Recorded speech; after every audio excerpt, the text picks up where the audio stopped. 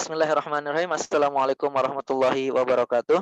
Waalaikumsalam warahmatullahi wabarakatuh. Kita lanjutkan ya diskusi untuk masih di topik pertama, untuk di materi yang kedua, berkaitan dengan prinsip-prinsip pengembangan kurikulum.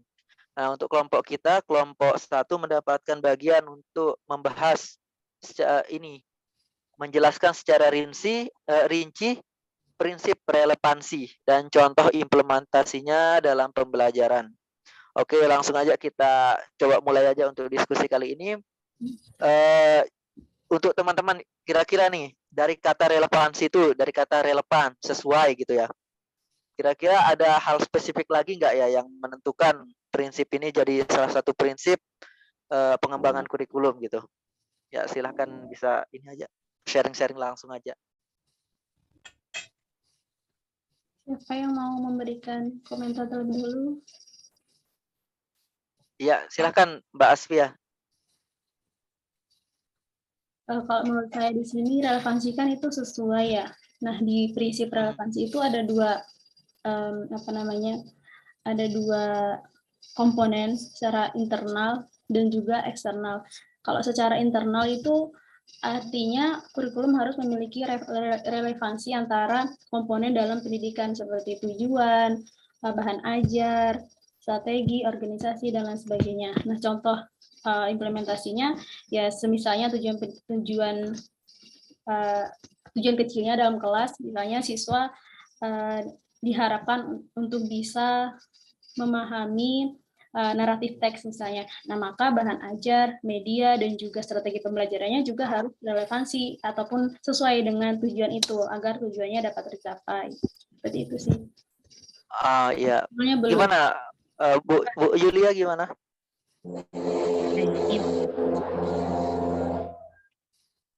Yang seperti yang telah disebutkan oleh Mbak Asfi, kalau misalnya prinsip relevansi itu artinya sesuai, kesesuaian.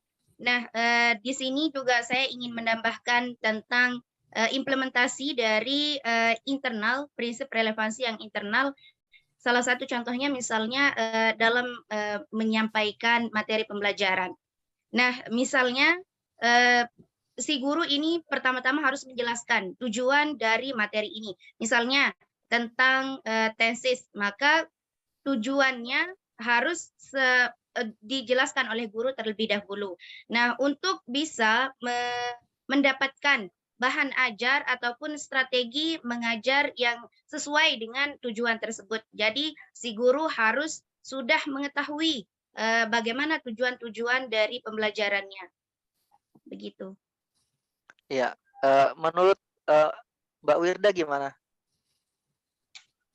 Ya, mungkin saya juga akan menambahkan yang komponen yang secara eksternalnya itu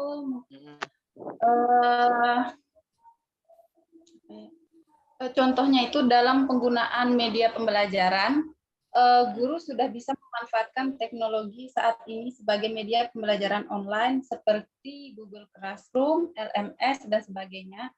Guru dan siswa harus sama-sama belajar bagaimana cara mengoperasikan media-media tersebut agar dapat digunakan di dalam kelas. Guru juga dapat memperoleh bahan ajar bukan hanya dari buku, namun juga dapat diperoleh dari berbagai sumber di internet, karena saat ini pengetahuan dan informasi semakin bertambah dan luas sehingga guru dan murid harus bisa mencari informasi terbaru seluas-luasnya agar tidak hanya terpaku pada satu informasi saja. Iya, benar sekali. Jadi kalau kita tarik garis besar untuk prinsip relevansi ini, menurut video yang sama-sama sudah kita simak, jadi garis besar utama dari relevansi ini ada kaitannya sama dengan internal, yaitu tujuan, bahan, strategi, organisasi, dan evaluasi. Semuanya harus selaras, harus sesuai dengan kondisi dan keadaan satuan pendidikan tersebut. Kemudian untuk yang eksternalnya ini harus benar-benar juga menyesuaikan dengan kondisi zaman, teknologi, sains, potensi siswa, dan tuntunan kebutuhan masyarakat. Di mana kebutuhan masyarakat zaman sekarang juga sudah berbeda. Jadi tidak bisa disamakan lagi dengan kebutuhan pada zaman dahulu. Jadi sebenarnya intinya itu saja untuk yang prinsip relevansi. Intinya kurikulum itu harus benar-benar bisa selaras, bisa sesuai dengan kondisi yang ada, baik kondisi sekolahan, kondisi demografis, geografis, biar benar-benar bisa mengoptimalkan peran dari pendidikan sebagai media untuk mencerdaskan kehidupan bangsa gitu. Mungkin ada tambahan lain lagi untuk yang ini, untuk implementasinya ada tambahan lagi nggak? Kalau dari saya Mungkin untuk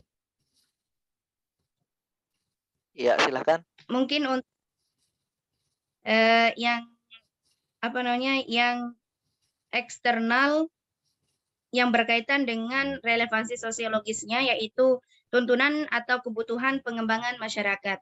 Nah, jadi implementasinya mungkin salah satu contohnya di sekolah saya ya, untuk kebutuhan pengembangan masyarakat, karena masyarakat di sana memang masih masih tidak seperti masyarakat yang di kota misalnya, yang sudah mengetahui pentingnya tentang pendidikan. Nah, mungkin di sini juga guru bisa memberikan siswa tentang pengajaran yang yang dibutuhkan oleh masyarakat yang ada di sekolah tersebut. Ya, seperti itu kurang lebihnya ya. Yang penting implementasinya ini selalu melihat posisi sekolah, keadaan siswa gitu ya. Seperti misalnya sekolah-sekolah yang mungkin berada di lokasi pariwisata mungkin bisa menambahkan muatan lokal untuk pembelajarannya seperti materi-materi terkait pariwisata gitu. Kemudian pembahasan-pembahasan mengenai English for Tourism gitu biar bisa menguatkan penggunaan nanti untuk kebutuhan masyarakat di tempat mereka tinggal. Mungkin itu juga tambahan yang bisa kita berikan gitu. Kira-kira gimana bisa kita simpulkan untuk diskusi mengenai prinsip relevansi kurikulum ini? Ya, Ya, simpulkan. baiklah kalau gitu kita simpulkan saja.